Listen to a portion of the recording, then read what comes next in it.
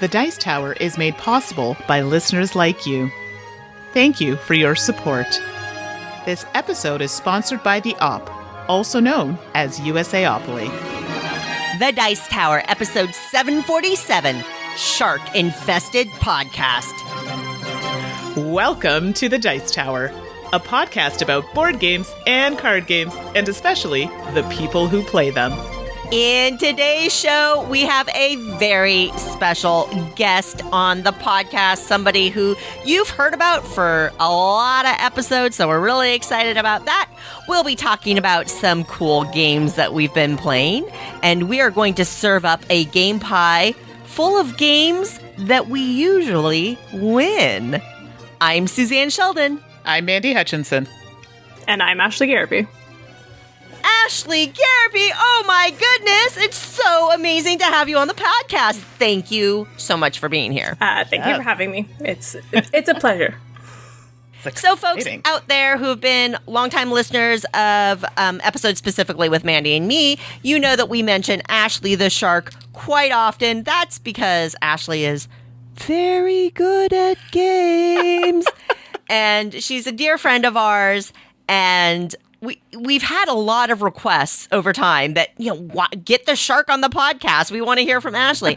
And we just had to make it happen before the podcast ended. So I'm so glad we could do this.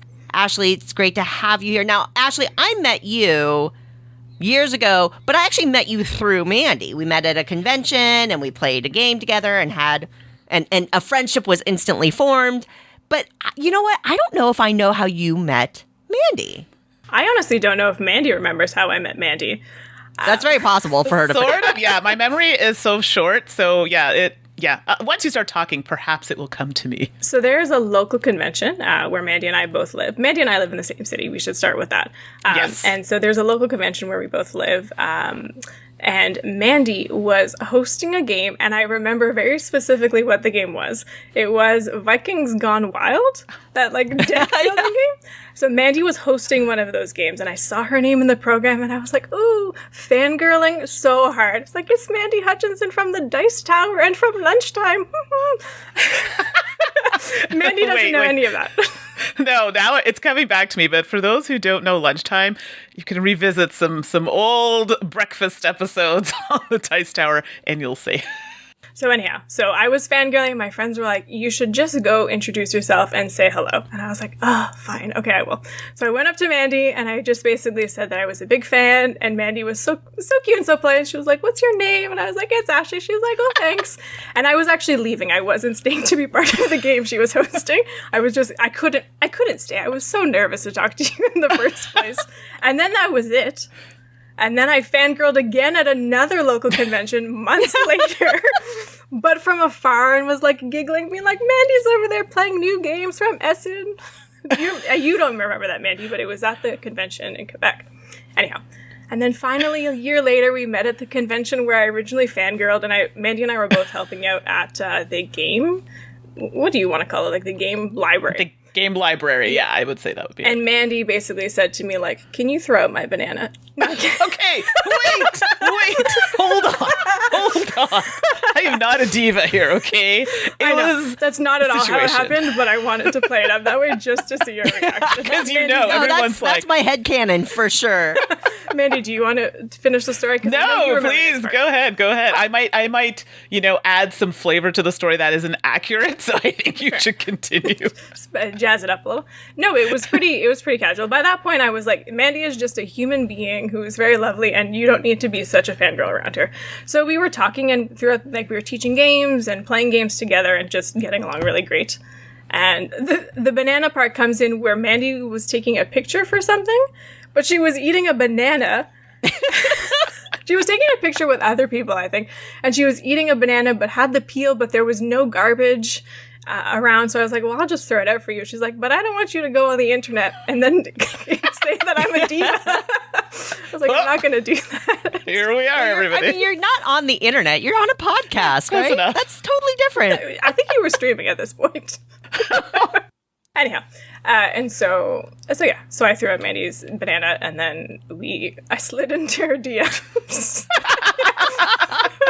And we got together for games, and The rest is history. The rest is history. Yeah. Exactly. Ashley is my gaming girlfriend. That is where we're going to go with that because... Well, I know that Ashley does a lot of rules reading for you, Mandi. She does, because shout out to my ADHDers out there.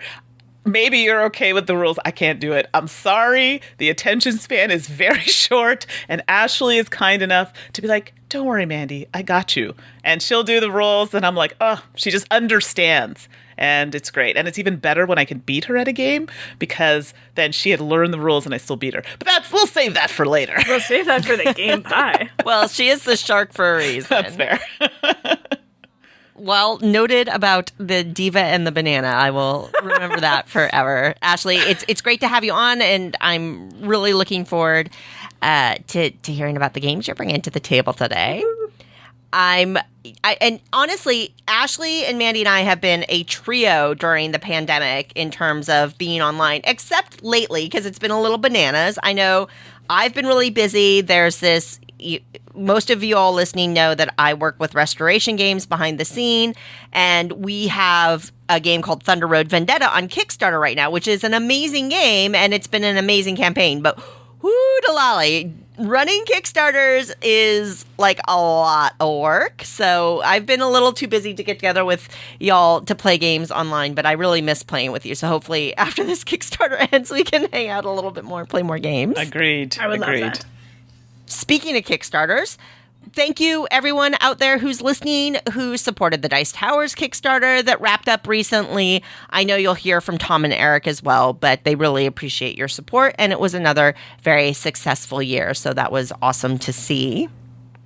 And Mandi, I know that you and I have been getting a fair amount of messages and emails and social media DMs and things like that asking you and I what's next for us as the podcast wraps up. Now, most of you know that we both have been doing content long before we were joining the Dice Tower podcast. And some of you may not know that Mandi and I actually have a channel together that we call Salt and Sass. Because I want people to guess who's Salt and who's Sass. they'll never figure it out. I think it's both of you. Both of you embody both. And see, when Ashley, if you want to hear more from Ashley often hangs out with us, so we'll have like Salt and Sass featuring the shark. But there's also one more. David, right? David. So David, I know David listens to the David, podcast. yeah. So we would also have Salt and Sass and Snark. So we've got Shark. We got a theme going. I love it. So, check that out. We have a Twitch channel. We're getting our YouTube channel finished up. And after the feedback that we've gotten and all the supportive messaging and things from you all, Mandi and I have decided that we will continue an audio format show. We've got some ideas, similar how Tom and Eric are going to continue, but change up the format a little. Mandi and I are as well. We've got some ideas on how we want to handle that. And hopefully in episode 749, we'll be able to give you a little more detail on that. But thank you everybody for the huge outpouring of support. We really appreciate you. And while I know I will desperately miss doing the Dice Tower podcast, Mandi, I could never leave you. No, I'm never going to let you go. You're stuck with me at this point. Good. So if y'all like hanging out with Mandi and I, Mandi and me, please join us on the Salt and Sass journey as we have fun with that. All right, let's get to the poll from last episode. Woo! We had Eric on the show, which is so much fun. Oh my gosh, Eric's the best, which I think you all know as well. And we asked about game length, the long and the short of it. And we said, hey, if you have your druthers, do you prefer shorter games or longer games? And the vast majority, almost 70% of you said you prefer longer games, which quite frankly was not surprising considering that this is the Dice Tower and the kind of people who listen to these kinds of podcasts, right? But if you paid attention to the poll, we threw in a bonus poll because during the episode, if you recall, Eric got to define what a short game and a long game is. And he said 45 minutes was the marker. So we asked, was Eric's time limit too long, too short, or just right? The three little bears, right? And also, unsurprisingly, the most voters said Eric got it just right. Oh, too look at long. that. That's what I think. Ashley, jumping in too long. I was listening to the Ashley, what would podcast. your short game be? I would say max 30 minutes for a short game. Yeah, I was I agree. listening, and Eric said 45, and I said, Eric! that aligns. Hey, we got some comments in there too. And there was certainly a lot of discussion that long, like 90 minutes, there seemed to be some consensus that 90 minutes counts as a longer game, the start of the longer game band. Right. And yeah, we saw a lot of 20 minutes and a lot of 30 minutes for the shorter game. But the votes are the votes. And 57.5% of folks said 45 was right. Maybe it's just because they all love Eric. Like I think so. That's fair. So. I probably wouldn't have voted against Eric either. Right. I mean, how could you, right? That's what we should do. Who voted too short and too long? How dare you? How dare you argue with Eric? It was a trick poll. It should Exactly. be 100%. So thank you, everyone who voted and commented in the poll. That was a really fun one. Whew. Okay, enough of all that jazz. We got some games we want to talk about, so let's move on, shall we? Good idea. So, what have you been playing lately? Well, games played takes on a very different feeling this week for me. A flashback happened where Suzanne, Ashley, and myself were playing Cupcake Empire. And let me tell you, everybody, okay? These two are like, yeah, they're killing, they're winning it. And I'm just like, they're not going to bother with me. I'm way behind. It's fine. I'll just, toddle along and do my thing. Oh, no. They decided to go, oh, Mandi, what's this here? You're in this spot? We want that spot. Bam, I'm out. I'm like, why are you coming for me? I'm losing this game. You all go for each other. Come on. Now, because it was funny. Yeah, well, and also we both beat you by a lot, and exactly. Oh my goodness, everybody! It was quite the experience, and that is where we had. I think that was the game with Jam Pants. It was the game with Jam Pants. Jam Pants. So you're all like, "What are Jam Pants?" Well, we were playing Cupcake Empire, and we had a meeple that had I think it was red. Kind of, yeah, just a red paint splotch on its green pants. Right. So Jam Pants. So there you go. So now when you see meeples with paint splotches, now you have to come up with a very fancy name for them. So that will never leave your mind after listening to this podcast. I digress. So, first game that I'm going to talk about is one that's been sitting on my shelf for a little while. With everything that's been going on, I hadn't had a chance to play it, so I was like, let's get it to the table. So, Gates of Delirium made it to the table, and this is designed by Jordan Goddard and Mandi Goddard. Art is by George Catronis, and it's published by Aura Games and Renegade Game Studios. It's 2 to 4 players and plays in about 30 to 45 minutes. Gates of Delirium retails for about $43 Canadian. I think it's hard to find at the moment, but it is available online and at your brick and mortar stores. So in Gates of Delirium, it's not Cthulhu, but it has that kind of vibe to the game. And it's a game where you have cards that you're going to use to perform actions, but it depends if you're sane or insane. And there's a token that allows you to, if one player designates the round as sane, well, then you're playing the white side of your cards. If they designate it as insane, you're playing the opposite side of your cards, which are the black side of your cards. And it's kind of a game where you're doing a bit of set collection. So you're trying to collect these kind of map papers to make maps, and those are going to score you points. You're also trying to collect, they look like shards, like the game Shards of Infinity, the diamond-shaped thingies. They kind of look like that. So you're trying to collect those. Again, collecting so many gets you so many points. You're also trying to get certain cards in a specific order, and depending on if they're in correct order, like 1, 2, 3, 4, like that, then you're going to get points for that too. So lots of ways to accumulate points. That's just on your board. Then you have another kind of main board where you're going to have your little people go out, and you're trying to get majority in certain areas so you can get points. Those areas resolve when you complete a portal. So there are cards which allow you to take cards from this display, which create different portals. And those portals, once they're completed, get you points. And they also resolve the area that matches the color of that portal. Whoever has the most players in that area are going to get the most points. Second most gets second most points, and so on.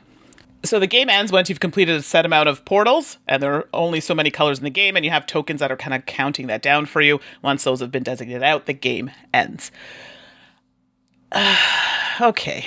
I don't know where to start with this game. I think I had a different idea of what it was going to be than what it actually was.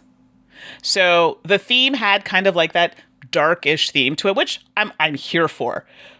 but I didn't really feel it, and that's more of a thematic thing. I just didn't get that. Like when I play some of those Cthulhu type games, I'm like, ooh, I can get into the story, or like I feel it a little bit. I didn't quite get that, so I think I oversold that in my mind of what I was expecting. The game itself, I found it was straightforward, but I almost found it too simple, like too easy to collect things. Okay, great, I'm going to do this and do, you know what I mean? So I felt like I was getting a lot of points, but I didn't feel like I had to fight for it. Interesting. Didn't love this game at 2-player. I felt that there was just not enough I can see that. competition in certain areas, even though you do put out certain ones to kind of block areas. I found it very easy to just like, take over an area and get those points. Like I didn't feel that challenge, and maybe that's the point of the game. Maybe it is supposed to be a game that is supposed to, getting all the points and making it a bit easier for a certain level of play.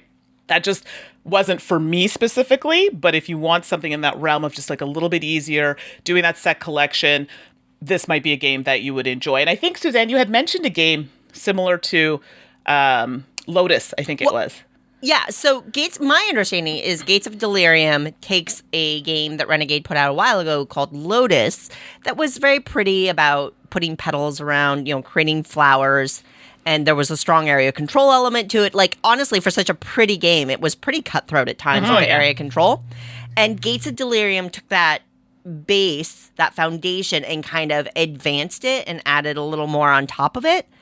And that's where you get Gates. So they are directly linked, as far as I know, in that aspect. But obviously very, very different, if nothing else, from a thematic point of view. Right. And you can see it when you make the portals. They're in that same kind of layout circle as the flower. So I definitely saw that element there. So it's not to say that it was a bad game. I just don't think it was a game for me. I think I was expecting a little more from it, but it definitely falls into that lighter game category, and I just didn't feel there was enough of a challenge for me. The game itself was fine. I just don't know if it's one that I would bring to the table again. I just feel like, okay, great, I played it, but I don't necessarily need to play it again. I think I would just stay with Lotus, like where it stemmed from. That, to me, I enjoyed that game quite a bit, did what it was supposed to do. This just felt like an extension that didn't really need to happen. I feel, so, I mean, and someone may differ with that opinion. That's totally fine. I'm not saying it's a bad game. It just wasn't one for me. So, Gates of Delirium. All right. They can't all be for you. Otherwise, you would just be sleeping on board game boxes, right? I know. That is the dream, though, right? It is. No judgment. Exactly. Well, first up for me, I'm going digital, doing an app, because actually, wow, convenient. A Renegade game in app form, Fox in the Forest Digital Edition. Now, Fox in the Forest is designed by Josh Burgle, and the illustrations are by Jennifer Meyer. And the card game is published by Renegade, but the digital version is from Direwolf Digital, who's done a lot of the conversions for Renegade. Fox in the Forest is a 2-player trick-taking game. And it's funny because Fox in the Forest and Claim, another 2-player trick-taking game, both came out at approximately the same time, whereas previously 2-player oriented trick-taking games were not at all like a thing, and all of a sudden, bam, here you have two great ones, by the way, come out to the market. And as a trick-taking game fan, I love Fox in the Forest. It plays like a regular trick-taking game and following suit and, high card wins, but odd number cards have special abilities that mix things up. And the real critical thing is that the number of tricks you take will determine how many points you get. So you're working for these points, and you want to be in a certain range. So if you take all the tricks, it's actually bad. Or if you take 2 tricks, you're going to get fewer points than if you can hit this nice little target zone, which I think between that and the special abilities, Fox in the Forest as a 2-player trick-taking game just works, and it's gorgeous.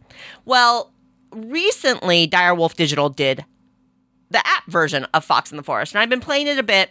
Honestly, I came in with pretty good expectations because Direwolf has a great reputation. They have a great track record in terms of their app quality, their board game app conversion quality, and not disappointed in this. So when you download the app version, what they've done is they've kind of abstracted the card concept, right? When you play Fox in the Forest, you've got a handful of cards with illustrations and abilities printed on it. In Fox in the Forest, the app version, you're just going to see like these strips or bands next to each other, and they show the suit and the number underneath it. So you're just going to get this strip that, and like each one of those little toothpicks or whatever is a card. Now you can tap and hold on it and it'll show you the full card, like the full card image will pop up, but you can play the game without ever doing that. You can just tap on the card stick that you want and move it up to your play zone, and then the AI or your opponent will go. There's a nice display so you know what the trump suit is at the moment and the trump card at the moment is there. And of course, all the rules in terms of special abilities and things like that kick in. There are different difficulty levels, so you can adjust the AI if you're playing against the AI. There are also different game length adjustments, so you can have a short, medium, or long game. I love that feature. Very, very cool feature for sure. And then a really fun thing that they implemented in the app version is a challenge mode. So there's just a series, maybe a dozen or so, I can't remember how many exactly, of different challenges. So they'll change up the game a little bit for you. Like, you only have a 7-card hand, which is like half the cards that you normally have. Or after you play, you are forced to exchange cards with your opponent. Or, and this is the one, I haven't gotten to this one yet, but I'm terrified of it. After you play, the value of the cards in your hand randomly changes. Oh. Which is really interesting because that's something you can really only do in an app, right? You couldn't do that in a physical game efficiently. You can do it in an app form, which is cool. But that just sounds bananas to me. Like, that just blows up everything that because trick taking to me is all about planning and card counting. I don't know. I haven't played that one yet. I'm scared to, but that's okay. So they have challenges which are, that you can explore. Overall, it's beautiful. It's polished. The tutorial is very well done. The rules are in there. All the basics that I would expect a board game app to have nowadays are there. And yes, you can create an account and challenge friends online. So, here's where I struggle. The abstraction of the cards. Things I like. This means it plays on my phone very well. Everything fits on the screen nicely, so you can just tap, and if you know everything, you can just play the game very quickly and easily. That works, and I get why they abstracted the cards. Except, every odd-numbered card has a special ability. And you can tap and hold on a strip and have the card come up and you can read the ability.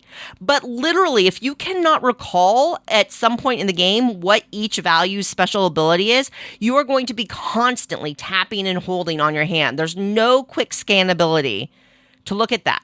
If they had just added one extra button on the screen where you could tap the button and it would pop up a short text list of the card values and the abilities. Because the good thing is that the ability is the same no matter what suit. So all 3s have the same ability. All 7s have the same ability. If they just had a quick ability guide that you could pop up on screen and tap away real fast, it would probably solve my frustration with this element in the app.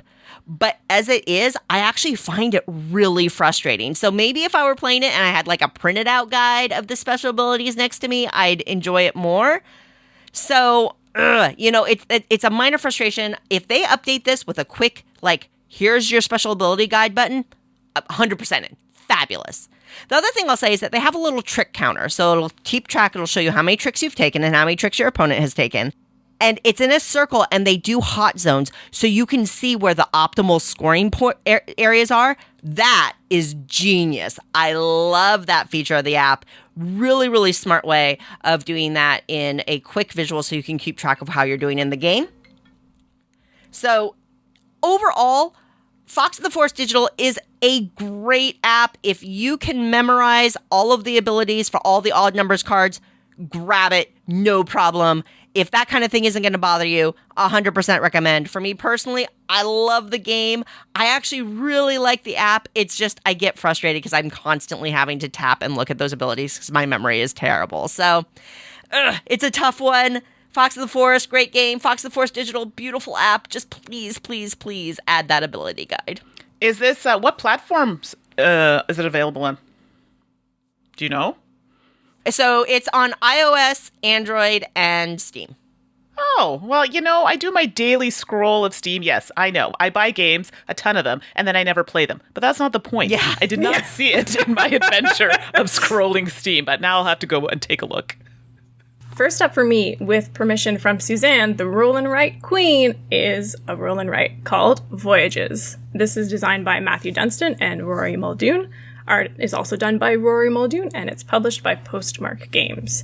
It's for 1 to 100 players and plays in about 20 to 30 minutes. So wait, Ashley, before you start, was this on Kickstarter?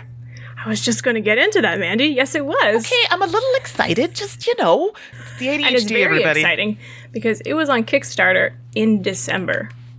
Voyages is actually a printed home roll and write game that was, like Mandy said, on Kickstarter last December. And if you missed the Kickstarter, you can actually buy the files for the game directly from Postmark Games' website.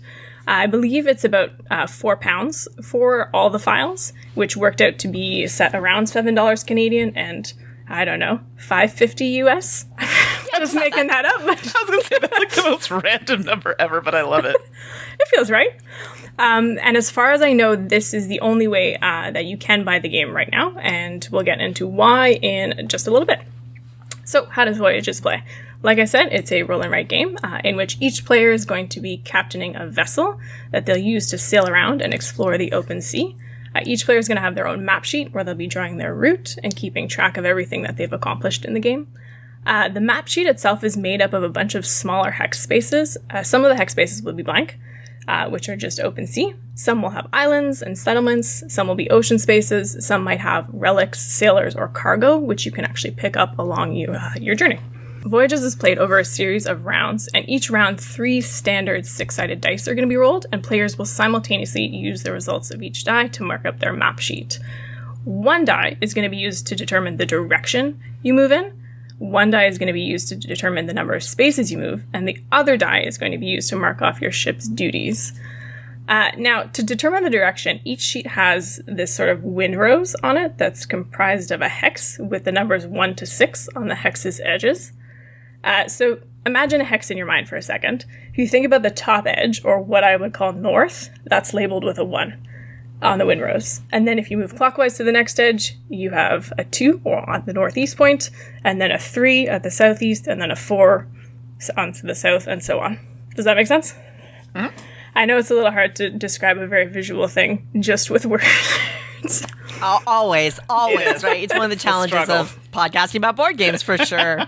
So the windrows is the same on everyone's map, and so that'll help you know where your ship is going to head. When you're drawing your route on your map sheet, you'll begin from the start hex that's shown on the map, and then in future rounds, what you'll do is you'll extend your route from where you ended your movement in the previous round. After you've used your 2 dice, 1 to move a number of spaces, 1 for the direction of movement, the third one is used for the duties. Duties work a little differently depending on the map sheet you're playing, but essentially it's a little mini game where you're trying to complete rows and columns to unlock bonuses and points and do some combo-y things. After you've done that, you'll gain the action from the space where your ship ended its movement if there is an action to be gained. So not for anything that you pass through, but just from the ship, the space you end in. Action spaces might have a sailor or a relic, and these sailors will allow you to adjust a die up or down one. Relics actually can turn unused sailors into heroic sailors, which you can use to make a die any number, as well as use them for various things depending on the map sheet that you've got. You can also pick up cargo along the way, and the cargo which you load it onto your ship, and then in future rounds, when you reach a settlement on the map, you'll be able to sell cargo for points. You may also land on an island with a number, which is going to turn into straight points at the end of the game. So you'll keep playing in rounds like this until 1 or more players have earned 3 legendary stars, which will trigger 1 final round of play for everybody. And legendary stars can be earned in a number of ways depending on the map sheet, and I'm not going to get into that. Just know that there are many ways to get these stars. And at the end of the game, you'll score points for the islands you visited, for the legendary stars, for your unused heroic sailors, unsold cargo, and for visiting ocean spaces. And the player with the most points will win. Y'all are smiling at me. Now, I've only played this game solo, and the solo game works much like the multiplayer version, except that you only have a certain number of rounds to earn 3 stars, and then if you achieve this, you unlock the ability to score like you would in the multiplayer game. So I have really been enjoying my plays of Voyages. The rule set feels very simple, but there's a lot of tension built into the game in trying to decide, what die to use for your movement and your direction. And then also trying to decide what to check off in your duties area with that remaining die and how that little mini game can best fit into your plans. And for me, it usually doesn't. I am terrible at this game. Well, terrible, maybe not. It's a challenging game. It is really difficult. I get mid-range scores. And that's probably because I try to do everything. And you can't do that. If you try to do everything, you won't get anything done. Oh. Well, that doesn't sound too promising for me. I like to do all the things when I play. No, I think you need to focus on a few different things in order to do well. But what do I know? I haven't done very well in the game. I will also say that there's already a ton of content for this game that was just funded on Kickstarter in December that just passed. The designers have already released 3 different map sheets, which scale in complexity and their challenges. And they also introduced things like marauders and sea creatures. But there also have been a number of community maps designed for the game and approved by the designers, of course. And unfortunately, I haven't played any of them. Perhaps either of you have. But they look really neat. There's one with a Bermuda Triangle, and there's one that uses currents in the water for movement. And there's another, I think, that has a dragon in it, which is very exciting and very confusing. Yeah. So I'm really excited to try those community maps.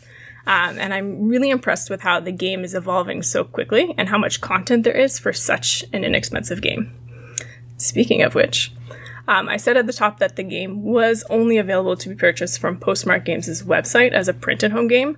That's because Postmark Games is trying to design and deliver games to players in a different way by avoiding the financial costs and environmental impact of manufacturing and distributing games. And I realize as I'm saying it that it sounds like I work for them or something, but I don't. I have not been asked to do this. But that's the thing. I really believe in their mission statement and what they're trying to do and try to accomplish, which is why I decided to back the initial Kickstarter campaign.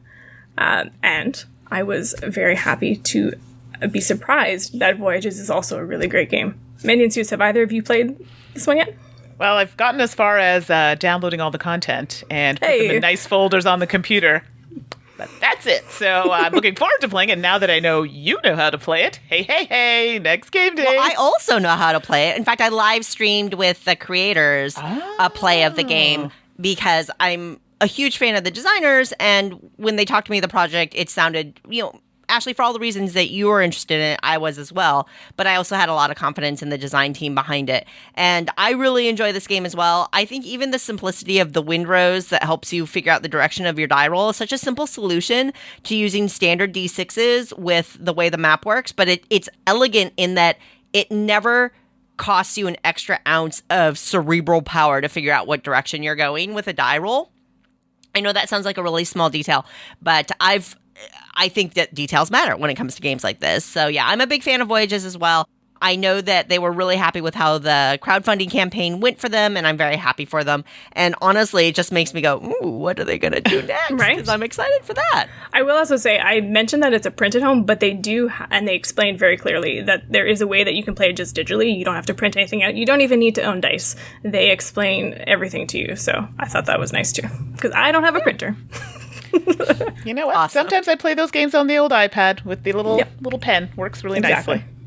All right. Well, Voyages is on the list for me to try next time. I have a segue. Oh. Ready? You ready for it? Go ahead. From traveling the open seas to traveling through time. Mandi, why don't you tell us about your next game? So, everyone, that is how a good segue is done. Because mine was not going to be good. I mean, it's only good if I edit out the I have a segue bit, which I'm probably not going to now. Totally leave it. Oh, good gravy. Well, it's a good one. Time travel, but I'm all about the title. That Time You Killed Me. Sounds like it should be on like a special on TV. I'm here for this. So, this is designed by Peter C. Hayward. Art is by Jor Ross, and it's published by Pandasaurus Games. Plays 2 players in about 15 to 30 minutes. It retails for $45 Canadian. So I think this game's been pretty popular, tough to find, but I'm sure it'll be back in stock soon enough. So this is an abstract type game. Kind of reminds me a little bit of chess, but with murder. I know that sounds really horrible on the podcast, but it will make sense once I talk about the game. I know it sounds so bad. But in the game, you literally have 3 boards that represent past, present, and future. And it's a 2-player game, so you're going head-to-head with somebody else. And the goal of the game is for them to basically wipe you out of existence. And they can do that in a variety of ways. Now, I don't know if this is a spoiler. I'm going to say no. There are boxes that come in the game, and each box has items that are going to come out during your gameplay. So there are 3 of them. So I don't want to give away too much of what's in the boxes, but they're kind of obstacles that help you get rid of your opponent. So there are things that can squash your opponent. You can push your opponent into them and be squashed. Things like that. It sounds so bad that I'm saying this without a visual. I think you get where I'm going with it. You're allowed to travel through different times. So on your turn, you have 2 actions you can do. You can move twice, for example. You can create another player in time, so coming back and then putting one in the spot you just left. You have to be careful not to bump into yourself because you can create a paradox and remove yourself from the game, both pieces. That's not good. Once you have 2 boards that do not have your pieces on them anymore, that's a loss. Game over. So you always want to be present on the boards and paying attention. Sometimes I've cornered myself and oops, there we go, I got smooshed, or something like that. So it can be a little tricky. And then when you're traveling, if something's in that spot, you can't travel to that spot. It's a little wild. So it definitely has a kind of chess feel to it, with the exception of the added getting rid of your opponent thing in a interesting way. But that's the game. And it says 15 to 30 minutes. I would disagree with that. I would say this probably is going to take you closer to the 30-minute mark. I mean, unless you get out of the game a lot faster than the other player, that is a possibility. But I think it took us 30 minutes, I would say, is about the safe bet for this game. It does say to play each box 3 times. I'll be honest with you, I don't fully understand why that's necessary, unless I'm missing something. Now, I've only played the first 2, so I haven't played the last one yet. But I got enough of a feel for the game that I could talk about it. All that to say, I really like the game. I did not think I was going to like it because I'm not a big fan of chess. My whole family plays chess. Sure. But I'm not particularly good at it. And I seem to be not terrible at this game. I'm looking at you, David. But yeah, like I actually really enjoyed the game. Now, the theme's a little dark, but it doesn't look that way when you're playing the game. It's super fun. And I thought it doesn't overstay its welcome, which is a big thing for me. And I do like the traveling through different places because once you've done an action in a certain time, you have a little marker that you have to move to another time. So you can't just keep doing actions in that same time. You have to do it in a different time. So if I did actions in the past, I have to do my next action on my next turn in the present or the future. So you can't just sit on a board and just take somebody out completely. It's a lot more difficult. You have to plan it because they could come back to that board and take you out before you get there. So I really liked that thinking. And I don't know if it's just my brain, but I was enjoying it. And I'm not one for spatial elements in games. I'm horrible at it. But I just really liked the vibe. And I found that I was able to manage my pieces really well. And I just think the length of the game is probably what made it a bit easier for me to kind of get involved and enjoy it. I don't think this game's going to be for everybody. Some people may not like the abstract feeling of it. I know when I played with a couple friends, they didn't really enjoy it. And then I played with other people who really liked it. It's a hit or miss for that. But I actually think overall it is a good game. And it doesn't overstay its welcome. So I was a big fan of That Time You Killed Me. At least try it. Even if it's not one that you're going to buy, I definitely think you should give it a whirl. It sounds cool. I'll admit I was a little jealous when I saw it in your show, in the show notes, that you had played it without me. I was like, no, of course I can't play all the games with you, Mandi, but I really want to play this one. Well, I still have more to play in it, so we could definitely... Actually, I'm really scared that you'll beat me in this game. I have a good streak right now. Fair. We don't have to play it. It's okay. We can, but let me savor the victory just for at least, a little while. Understood. But I do have a question. Yeah. You said that they recommend playing each box 3 times. Does that mean that after you've done that, you can't play the game anymore? And you would just pass it on to somebody? Well, and this is what I don't know. Because I was reading through the book and I was trying to, they tell you not to read past a certain page, once you've completed a section. I mean, I still think the elements of the game are exactly the same. You could play it. I mean, it would just really depend on the person you're playing with. So the pieces that come in the game, I don't know how to explain this. They're not going to affect you keeping the game or giving it away. Those are just obstacles on the board to help you win, get the person off the board. So if you're playing with someone different, the strategy might be different. And they also have a caveat in the book where if you're an expert, you've played this game before, to remove pieces. So you're playing with fewer pieces than the other player to kind of give them a chance to win. Okay. So no, I think it's one of those games that if you just like the game itself and how it plays, it would be the person you're playing with. If you continually played with the same person, sure, you might get a little tired of it, but different people, no, I think you would still want to hang on to it. Well, on a smaller scale, Unsurmountable. Unsurmountable. Not insurmountable. Unsurmountable. Designed by Scott Almes with illustrations by Christy Johnson. And this is published by Button Shy, which means, hello, this is an 18-card wallet game that Button Shy is so well known for. Those typically retail for $15. And this was actually on Kickstarter, and I just backed it. I back a lot of Button Shy games because I like a lot of Button Shy games. And this is a solo-only game about creating a mountain path. So you've got a deck of cards, 17 cards have paths, and you've got an 18th card that's your emergency helicopter that has an ability you can use for when you mess up in the game, which will happen.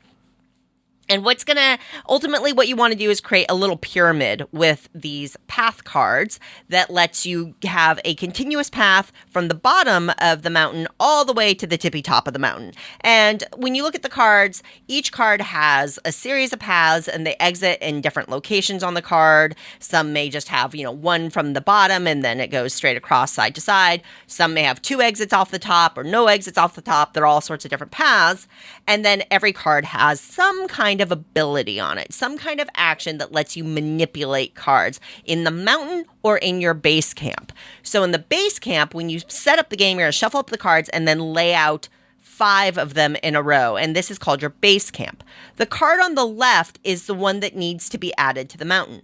The other 4 cards are there for you to use their abilities. So you can put the card out in the mountain and then, slide the cards to the left, so a card that was previously unavailable becomes available to go into the mountain, and then you refill and so on and so forth until the game ends, and hopefully you've completed this mountain.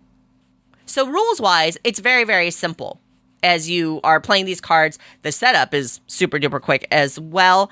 So really the game is all in pathing, planning, and using those special abilities, right? So you can see the cards that you have coming up. So as you're planning your path, you're looking at the paths that are available to you on the various cards in the base camp, but you're also looking at those abilities and you're trying to figure out how to balance, okay, that card has the perfect path situation, but it's in the middle of the base camp. So I got to get rid of these other 2 cards so that I can get it up there and leave a space for it. One of the things the game does very well is that you don't have to finish the bottom row before you go on to the 3rd row, before you go on to the 2nd row.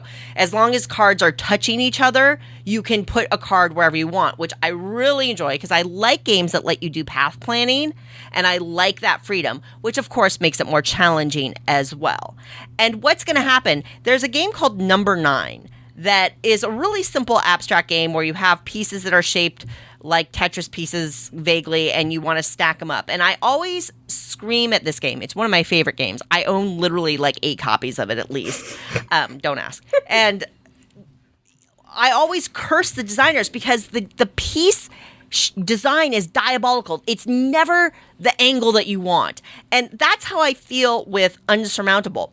You're looking at these cards and darn it, they know what they're doing because the ones with the most flexible, powerful paths also have abilities that are strong. So you have to make a choice, right? Oh, I need that ability, but that's the perfect path solution. What do I use it for? Do I save it up? Do I move it? The timing of making that decision all comes into play as you're building out this mountain. And I think that really works for this game. Now, the game comes with different quote-unquote levels that you can play that just adds a few more challenges in front of you. So basic game, cool. Level 2 basically removes one of your base camp cards. And then level 3 hits because there are also icons on the cards, like a pond or a tree or a signpost. Cool. So then level 3 kicks in, and then that limits how many of these symbols you can have on your mountain. So base Unsurmountable, to me, is a fun, interesting path solo game. I enjoy it. Level 2 makes it more challenging. That's cool. Level 3 hurts me so much, and I get so mad because of those silly icons, but in a good way. And then there's level 4 and 5, which I'll be real honest, I haven't even touched yet because I can't get over. Like, level 4 makes you put the icons on the side of the mountain. I'm like, why are you doing this to me? That's just so mean. And there's also expansions available. So they have a big mountain that lets you extend the game length. I like Big Mountain. It adds new icons and new abilities. it adds more challenge, and it extends the game length, which I actually enjoy. So it plays great quick out of the wallet, so to speak. If you want a little more meat to it, Big Mountain does a good job. Or you can just try level 4 of the basic game. And then it also has like a little 2-card thing for dual peak. I haven't tried it, to be honest, so, but it's there. Overall, I've really enjoyed Unsurmountable. I think it's a fun path challenge. I think that the cards are individually well designed for the type of game it is, and the more I play it, the more I realize how wicked some of the cards are, and in a very good way. So I've enjoyed this one. If you play solo games, if you like pathing games, Unsurmountable, I definitely recommend it. I've had a lot of fun with it. May I ask how it compares to the other solo games? So, have you by Scott Elms and Button Shy, like Food Chain Island or Ugly Griffin Inn, if you've played either? Yeah, I've played both, and I love Food Chain Island. It feels like a very different puzzle than Food Chain Island, right? So I have both on my solo game shelf and enjoy it. Now, Ugly Griffin Inn, I will say, has been mostly a miss for me so far. It's just one that I didn't enjoy as much, so I played it a little bit and I kind of set aside.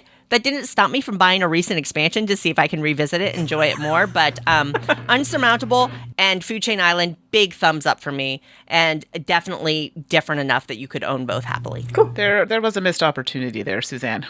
I had to hold myself back, but I really wanted to say, get to the chopper. Huh?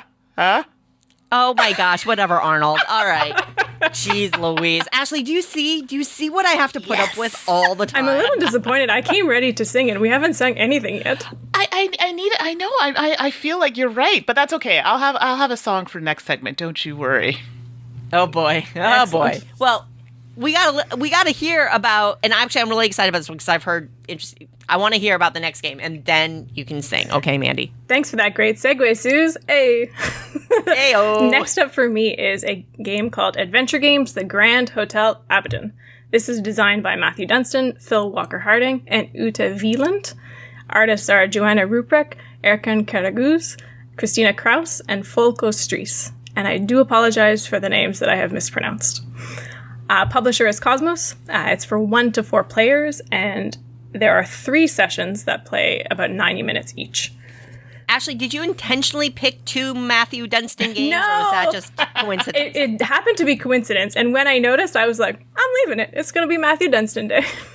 There you go. I'm sure Matthew will appreciate that.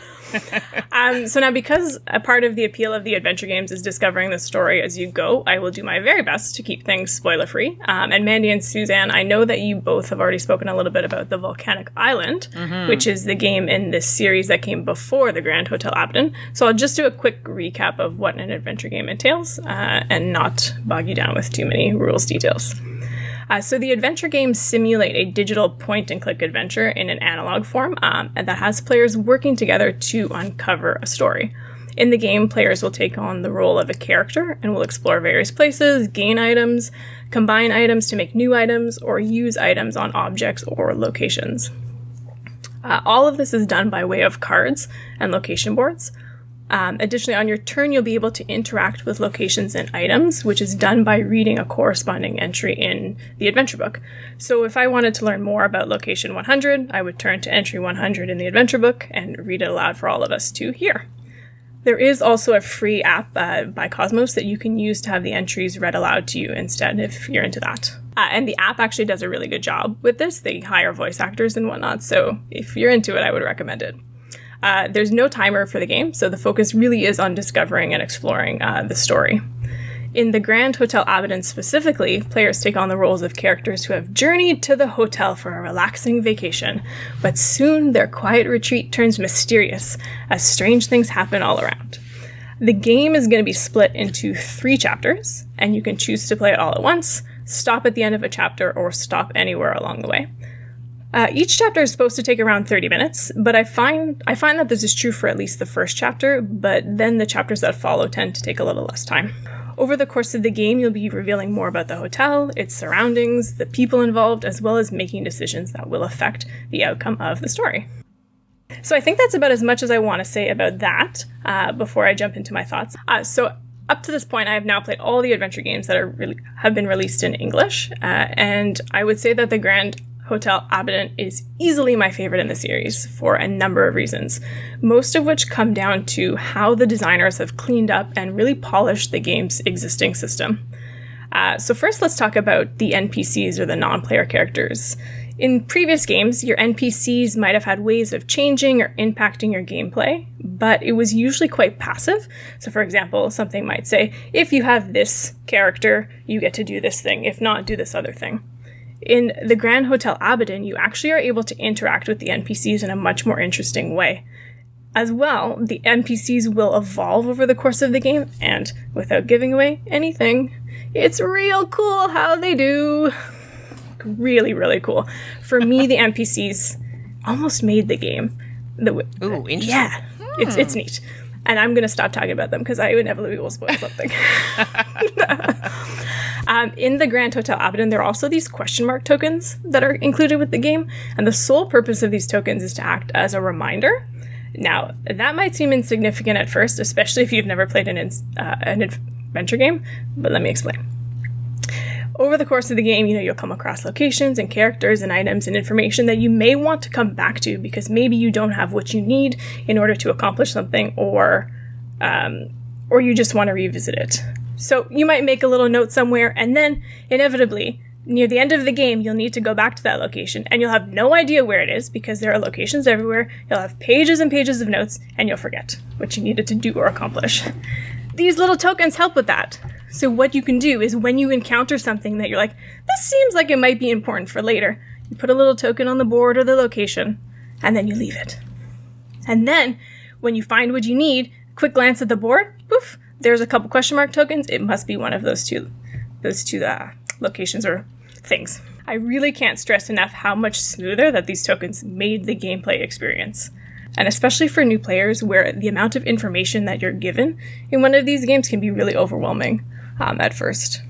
I have heard really good things about this version, and I have a copy, and I'm super excited to get it to the table. But you are not the first person I've heard say that this is like the best of the series. Now, do you feel like this is a good one for people to jump in on in this series? I absolutely think that it's one that new players can jump into because everything is just so much more smoother and less clunky. Like, I really liked the adventure games before, but they were a little bit fiddly and a little bit clunky, and they had some weird scoring things and some weird things that happened at the end of chapters. All of that is gone. So it really is a much more enjoyable experience. And if you don't mind this spooky sort of mysterious atmosphere, I would say absolutely just jump into this. And honestly, unless you're really attracted to the theme, I wouldn't go back. That's how much of an improvement is this game system. Excellent. Oh, I'm so excited to play it. That's awesome. I need a group. I need a group. You know I can't do the solo thing. I just can't do it. Yeah, it's true. I do want to say one more thing about the story, specifically about the characters. The story is much more rich than in previous games, and there is more character development. And the characters actually have personality and depth to them, unlike the previous games. So what I would suggest is if you really want that story, play with all 4 characters. You don't have much overhead in terms of managing more than one character if you're fewer than 4 people, but the richness of the story and what you get out of it is so good. That's awesome. Alrighty, folks, there you have it. Some games that we've been playing. I know that I am full up on games, which means it's time for some game pie. Order up! And now, it's time to order up a slice of game pie.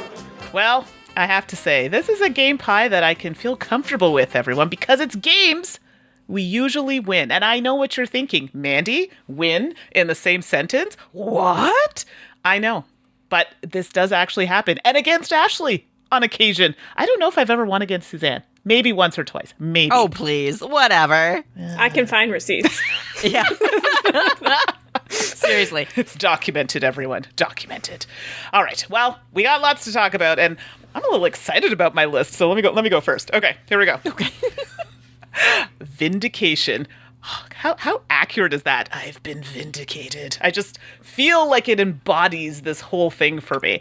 And we were having a discussion about vindication. I'm like, I haven't played this for a while. And I remember when I first played it, I didn't really get what it was about. I didn't really know if I liked it. It was just like, okay. And then I played it again. I'm like, I think I like this game. And I think there was a podcast where I talked about it, and I really enjoyed it. And Ashley had to refresh my memory. Okay, tell me, Ashley, what was it about? Somebody's angry, vindicating. Oh. That is what I said, but then I corrected myself. You could be angry, but you also are just a terrible human being who is trying to vindicate themselves from their past, basically. And then what I did say was that it basically is a dry, and Sue said cube pushing Euro. Which we all enjoy. Exactly. Those are all beautiful words. So thank you, Ashley, for that help. And that's vindication. Part of the reason why this Game Pie is so exciting is that I have statistical evidence that I don't win a ton of games, right? Because I track so many of my plays in BG Stats. I just looked. My win rate has actually gone up over the last year, but I think that's because I'm playing so many solo games. So I actually took solo games out of the running. I don't know if you did too, Suze. Oh, maybe I can maybe tweak some settings, but yeah, my percent went up because I'm playing more solo games. So my win rate is 31% now. So I lose the vast majority of games I play. Still good. But not all the time. And first slice up for me is Bonanza Duel. Oh. Apparently, I'm very good at Bonanza Duel. This is a 2-player version of the classic card game Bonanza, in which you are planting bean cards in different rows and trying to do some set collection to maximize score. But the trick is you get a hand of bean cards and you cannot reorder them in your hand. You have to play them from your hand, which is a mechanism that I really, really like in just about every game I've tried it in. And Bonanza did it first. Here's Bonanza Duel. They did an excellent job translating the heart of Bonanza into a 2-player game that feels good at 2. I love this game. And apparently I'm awesome at it, so yay for that. Yay. I love that we didn't really think about how much this Game Pie is just going to be about us bragging. Hey, listen. No, I thought about it. I knew what we were doing. I needed a win. Several wins, apparently, so right, I'm okay with this. My first slice of pie is served with love. And oh my gosh, Ashley. I can't. Because it is the game Love Letter. Now, Love Letter is kind of maybe a little bit of a strategy deduction game. Really, it's just a game of luck where you are trying to sort of win the affection of the princess. How I'm good at this game, I don't quite know, but when I was looking through my stats, this came up at 91% of the games. Ooh. Ashley wins Love Letter. Noted. Good to know. I don't think I've ever played this with you, and now I'm pretty sure I won't. And in fairness, you might win a round, but I will win the game. Oh, snap. Wow. Fighting words there. We're not telling you, folks, we call her the shark for a reason. Right? That quickly went from love to hate. What? I don't have much else to say about this game other than I really like the game. I think it's a fun little game. I am surprised that it was on my list, but here we are. Love Letter is my first slice of pie. It's a good game. I enjoyed that one. Oh, I'm going to enjoy this next one, though. Delicious piece of pie. Yum, yum. My next game is Root. I know, everybody. I know, Root. And I have a quick story here. I'm sure you do, Mandy. I swear, I won this game, like a few times. But there was one special moment where Ashley was like, wait a second. No. What? How did this happen? Like, it literally was like a backtrack to see, what did I do wrong here? You are really downplaying my reaction. I was not that calm, but thank you. If anybody wants to see, it is captured on the internet forever on the Dice Tower YouTube when we streamed the Root app. Yep, and I playing the cat was smiling like a Cheshire cat when she had this face. It was great. But Root is a game where it's like adventure, war, and you're trying to battle for control of the wilderness. So I think I played the cats in that game that we played on the Dice Tower. I don't know if you all remember which role you were playing, but I was the birds. You were the birds. Birds are great too. And Suze was the vagabond. Ah, the vagabond. Vagabond's a great one, actually. I think I've also won with the vagabond. So nice roll. So there you go. That's Root. So good. Before you get into your slice, Suze, I have to say, circling back to the top of the episode where Mandy and I first met, the first game that we ever played together outside of a convention was Root. Mandy was the vagabond, and she kicked my butt. The only 2 times I've lost Root was to Mandy. Yes! Interesting. All right, Ashley, new challenge. We got to beat Mandy at Root. Oh, no. Done. We can Cupcake Empire team up on her. Okay, you know what? Jam pants. I'm done. Next slice up for me in my games I usually win pie, Grifters. Grifters is a game from Indie Boards and Cards in which you've got different factions and you can mix and match them that kind of adds theoretically some variability to the game. Ultimately, they have different special abilities as you're trying to complete missions, your Grifters. And the mechanism in Grifters that I absolutely love is this hideout mechanism. So what happens is when you play a card, it goes to a certain area of like a discard area. And ultimately, you're going to create different piles of discards and they're going to slide up slots in this hideout board until eventually they are returned to your hand. And doing that hand management and planning when you're playing cards so that you have them when you need them in the future rounds is, I love it. I love it. I love it. I love it. And apparently that love has translated into some measure of skill because according to board game stats, I win Grifters a fair amount of the time, which makes me happy because I love the game too. So Grifters, and definitely one still worth checking out. It's super good. It's a good game. I remember really enjoying that game. Quite good. I haven't played this one, and now I never will because Suzanne will beat me. Booyah! Next up for me, make sure on your way back from the patisserie that you bring a nice French dessert wine because my next game is The Castles of Burgundy. Oh, So cheesy! Oh my god! Oh, wow. Now I'm just doing it to make Are you trying laugh. to like class us up or something there, Ashley? Jeez Louise. So The Castles of Burgundy is very much a classic game, I think, in the Euro family. It is by the one and only Stefan Feld, and I think it's probably Feld's most loved game. Sure. And so what you're doing in it is it's very much a dry Euro that's themeless and point salad-y where you can do a bunch of things to get a bunch of points. But kind of thematically what you're doing is you have a board and you're going to be using 2 dice each turn in order to acquire tiles, put those tiles out onto your board, get new workers, ship some goods, get all these bonuses, all to get points in typical Feld fashion. And I don't know what it is about this game, but it just jives with me so well. And actually, fun fact, I was looking through my stats and I win. My win rate on Stefan Feld games are 75%. Oh, that's so good. So, I mean, just Do you saying. hear this, people? Do you see what Mandy and I put up with the shark? Exactly. Oy. No competition. But yeah, I love Castles of Burgundy. It's in my top 100. I will play it anytime against anyone. And if you ask me to play, I will. Just know that you probably will not win. That's my Dang. I sound so awful, but really I'm a nice person, everybody. Mostly. Yes. But that's my slice of pie, The Castles of Burgundy. All right, well, I'm absolutely terrible at that game, but a game that I am good at is Dale of Merchants. I love this game. I think I bought like the big box that was on Kickstarter and it has like everything in it, but it's a game where you get to choose what animal you want to be, and you're against other animals, and you can pick the decks you want to play with, and some of them can be a little cutthroat, but some of them can be, a little giving, so you want to mix it up a little bit. And I just like the way the game works, like your passive abilities in your hand, you just have to say, I have this ability, and just the way the game flows. You're trying to get, and I'm probably remembering this wrong, but stacks, you want to try and get, is it 8 or 9? Something along those lines. But you have cards that you have to put into these stacks in numerical order, and the combination of cards has to make sense. Like you can't put random cards together that don't add up exactly to the number in that particular slot. Hard to explain, but you get the idea. It's so good. I love the abilities that they have, and you like reading the cards, and they're just so cute. And my favorite card is the one where you have to roll that die. I don't know what it is. There's a roll die one, and there's one where you have to try and guess the top card. Probably the worst card ever, but I have so much fun just trying to guess that top card. Silly, but fun. Dale of Merchants for me, chef's kiss. Love it, and I'm actually pretty good at it. This is one where I'm happy to lose to you because it's so much fun. All right, my next slice of pie, Pinochle. I grew up, I was playing trick-taking games with my grandparents like Bridge way before I was playing any other kind of hobby game, and I love them with a passion.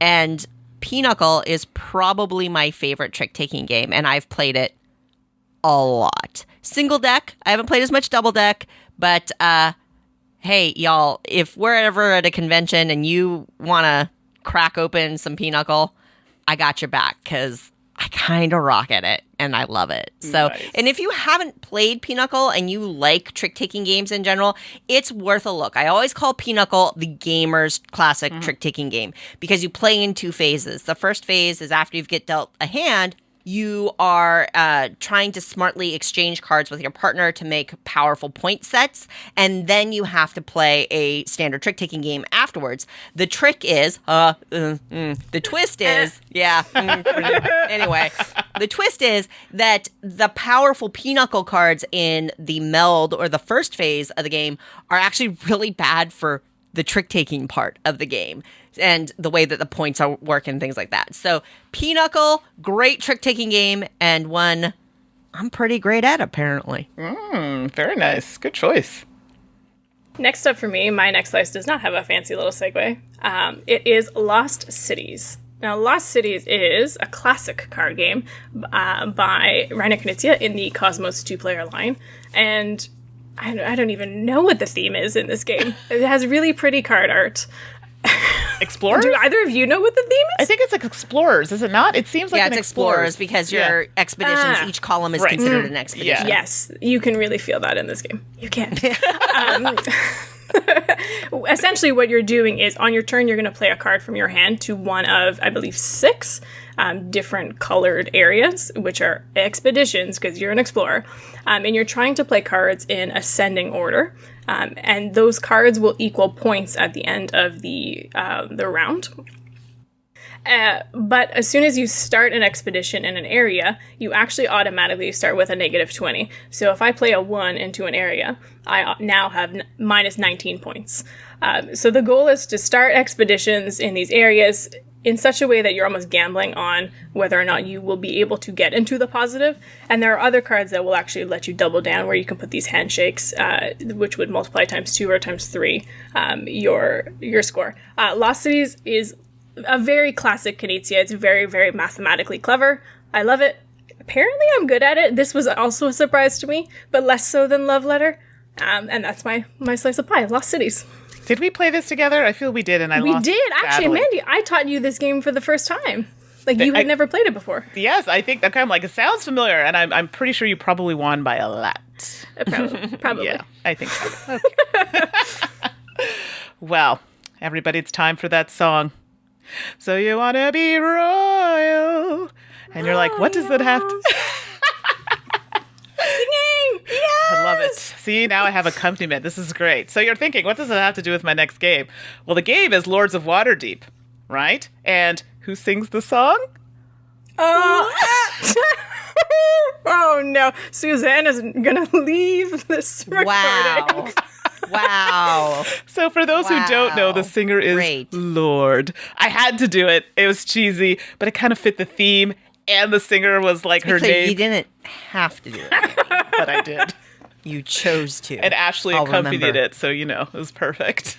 In my defense, I did not know what was coming. I was just along for the ride for the song. All right, there you go, everyone. You're welcome. So Lords of Waterdeep, again, it's an oldie but a goodie, and it's one of those games, you have some people, you're putting them on the board, doing the actions, and you have, I don't know if it's like a lord or baron or something, that's like a secret objective you're trying to fulfill, and the fact that trying to collect certain types of objectives during the game are going to give you additional points at the end of the game, so you want to try and work into that with what you have. There are some cards that can be a little nasty in this game, like someone giving me obligatory quests that I had to do before my other quest. Yeah, that was Ashley, by the way. And I still managed to win. So Lords of Waterdeep for me, oldie but a goodie. Really enjoyed this game. We just played it digitally not too long ago, and yes, I won. We didn't get that, Mandy. Can you say that again? That's right. I won. Okay, gotcha. All right. My last slice of pie is a roll and write game. Go figure. Octodice.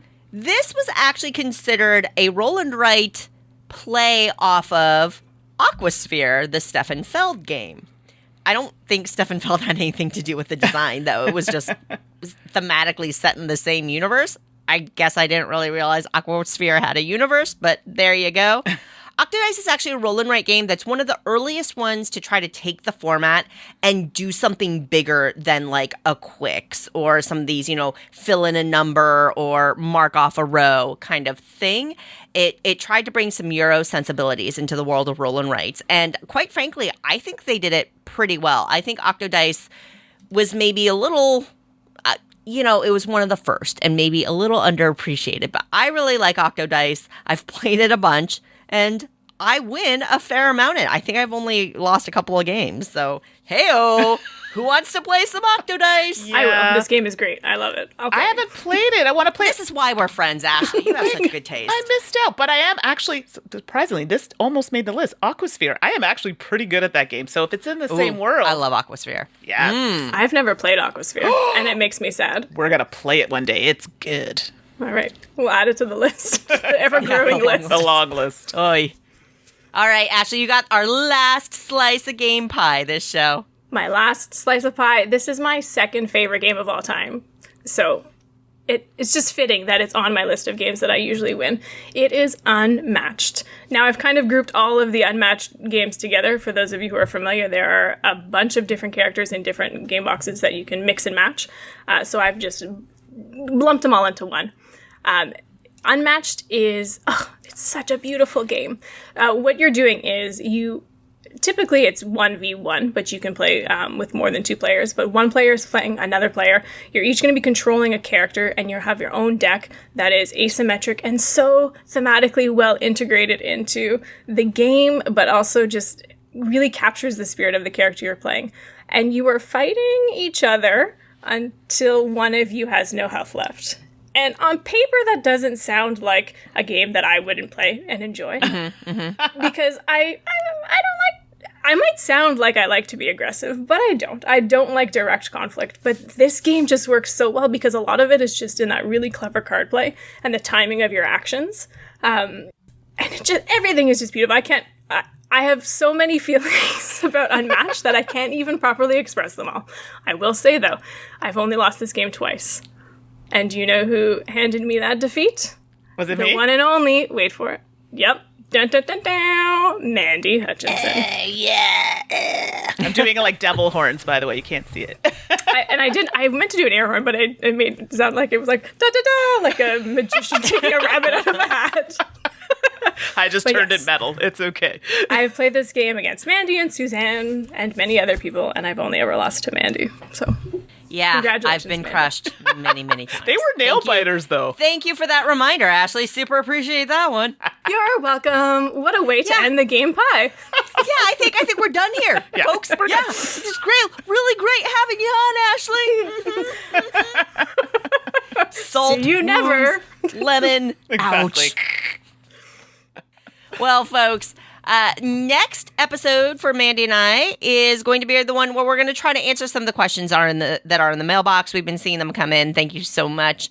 This is the last shot, so feel free to drop us your questions. We might consolidate some because there are a couple of repeats. Yes, I will remind you all of which roll and write pens I like to use. Absolutely. We'll make sure that's in.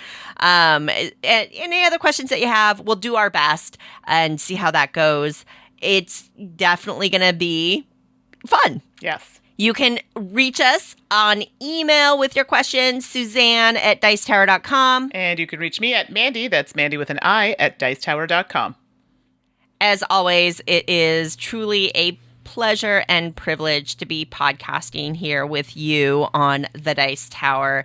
And as we start the sunsetting process, definitely a lot of emotions, and just it reminds us every time that we're so grateful for you and we have so much fun. And I really am looking forward to next episode, which is 748, because Tom, Eric, Mandy, and I will all be together for the last time on the Dice Tower podcast.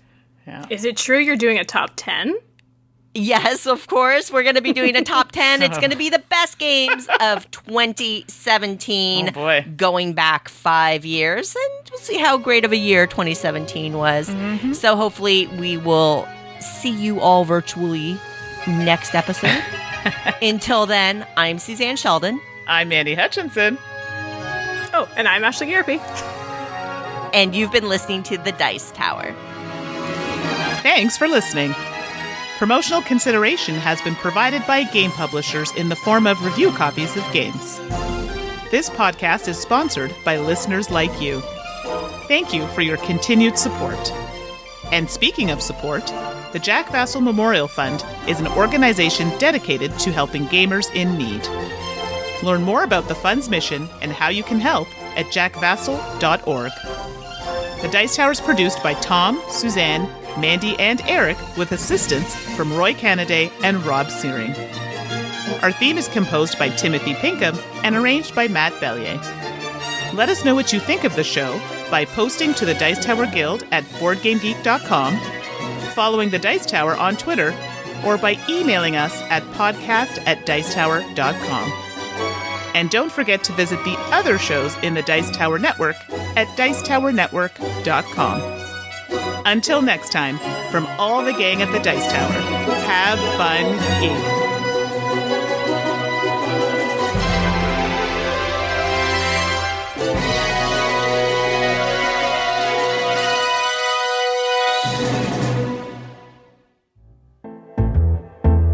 All right, everybody, it's that time again for Two Truths and a Lie. I'll go first from last episode.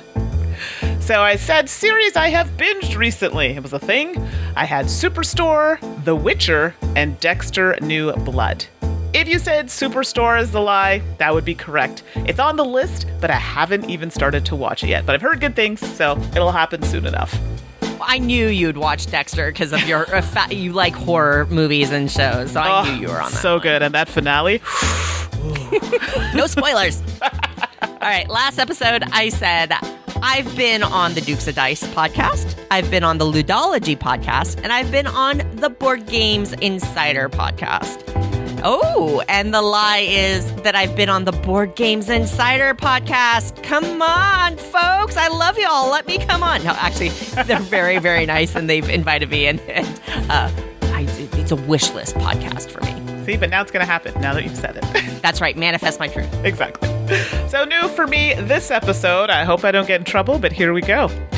I play games on my phone during virtual meetings. I color during virtual meetings, and I can't sit for long periods of time in meetings. There's a theme happening there. Mm-hmm. And I guess I'm thinking about work and things like that because for me this week I said, I've named a board game, I've provided art for a board game, and I've edited rules for a board game. Yours is definitely more on topic. There you go, everybody. Good luck.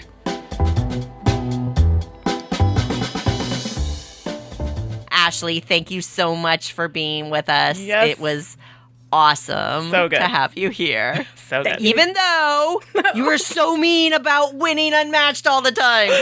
I don't know anything about that, so. Oh! Ew, Peter. Wow. Thank you both for having me. It has been a true pleasure.